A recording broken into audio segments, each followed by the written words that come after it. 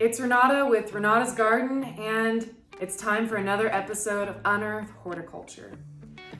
Because it's gotten a lot chillier this week, we have moved into the sun porch for this week's episode. And I'm really glad because you may have seen that last Saturday I was at the Kansas Orchid Society show and sale at Botanica in Wichita. And I actually purchased this beauty. This is a Vanda orchid, and vandas are a little bit different than the kind of orchids that you buy in the grocery store. Those orchids are called Phalaenopsis, or moth orchids is their common name. And they're commercially produced, and there's hybrids, so they've been genetically bred to ensure that you as a consumer have better success, really, all in all. They're really tough plants when they've been hybridized, and they're no longer true species.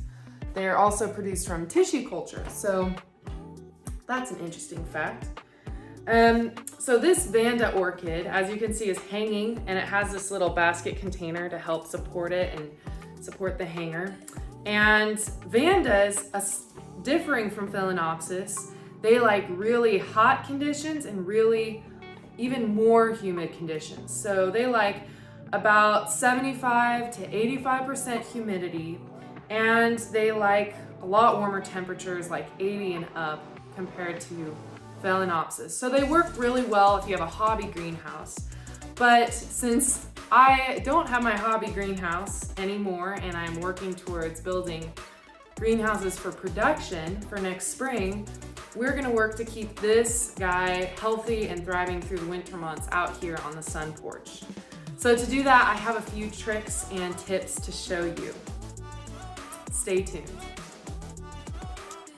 As you can see, I have all of my supplies gathered to do this little climate control trick.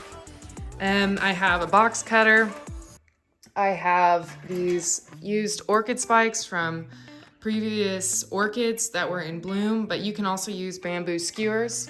I've got just standard water from the tap, but you can use the water of choice. I use tap water because our water is pretty good quality from the tap in this area. I have this water jug that the water's been emptied, and I like this size of jug because it's pretty deep, so it allows room for the roots.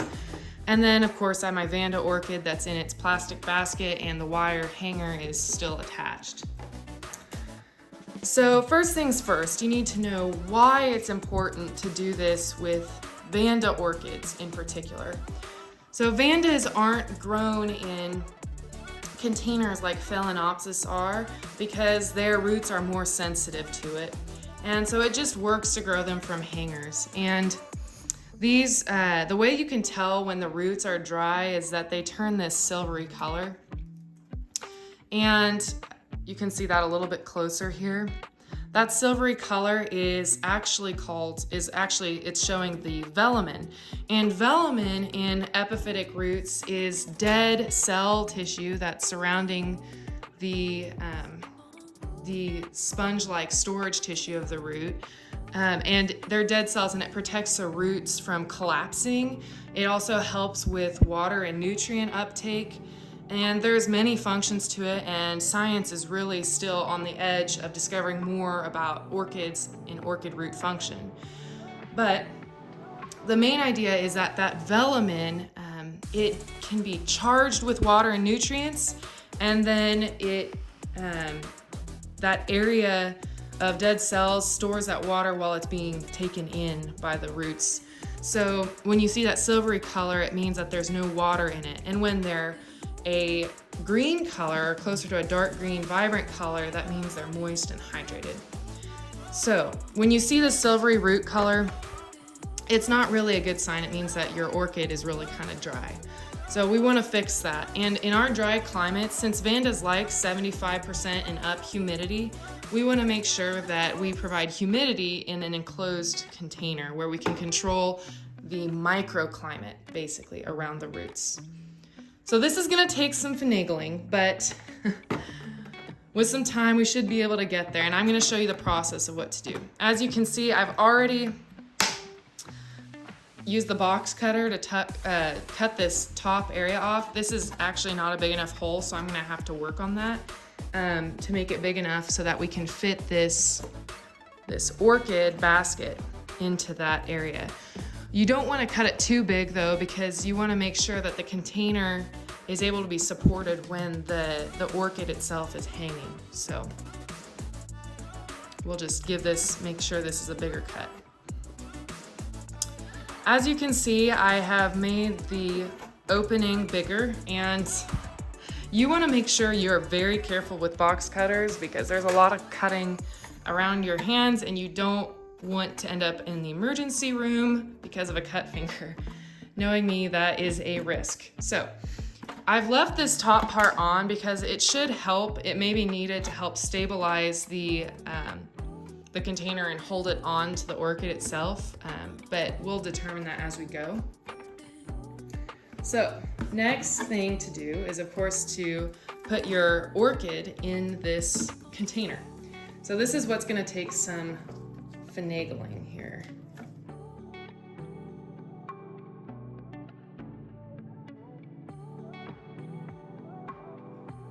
All right, so I've gotten that down into there, but now I want to make sure some of these other roots, aerial roots, get guided down into the humid area as well.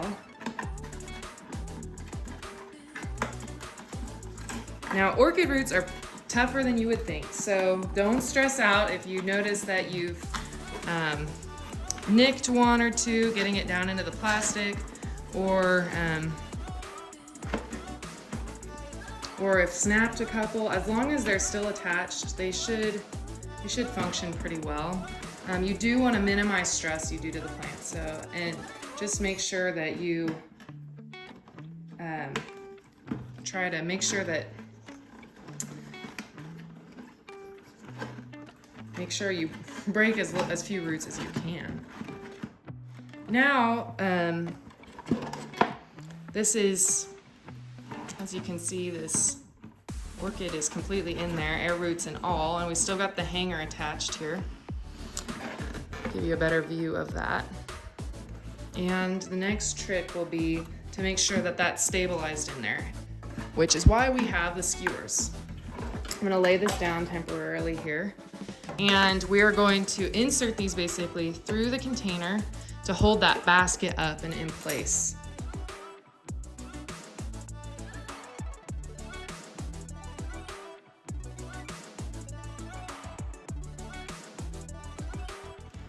All right, so I've got my first skewer through, and if you take a closer look, you can see it's going straight through the basket, in through the top, and then out through the other side. So it's still kind of tilting back and forth, so we're gonna go on the perpendicular angle.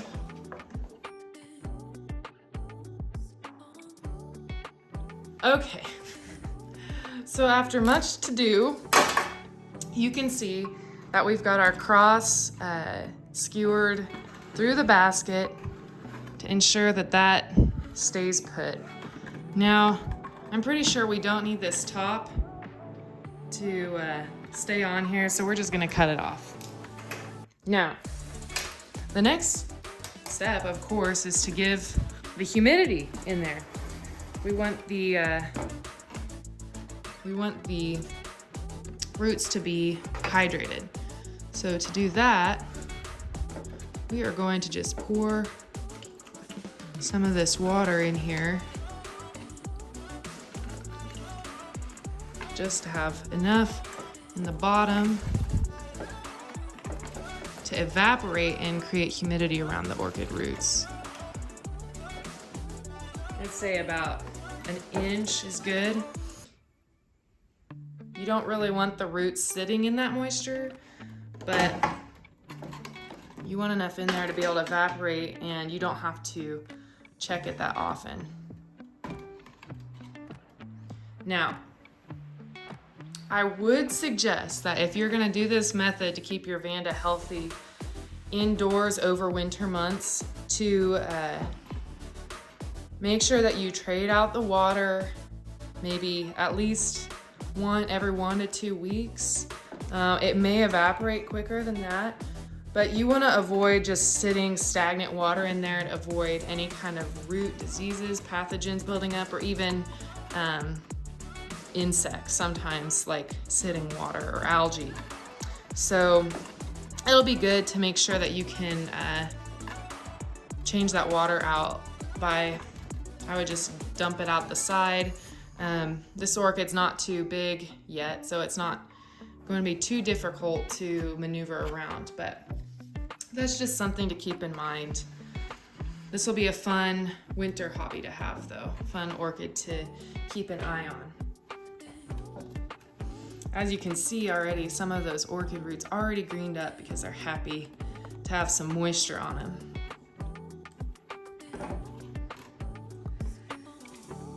All right, as you can see, this is staying on here really nicely and evenly, and I think this is gonna make my Vanda really happy. Don't forget, if you have any questions related to this video, past videos, or anything horticulture, let me know and I'm happy to answer. But for now, I'm Renata with Renata's Garden, and you've been watching Unearth Horticulture.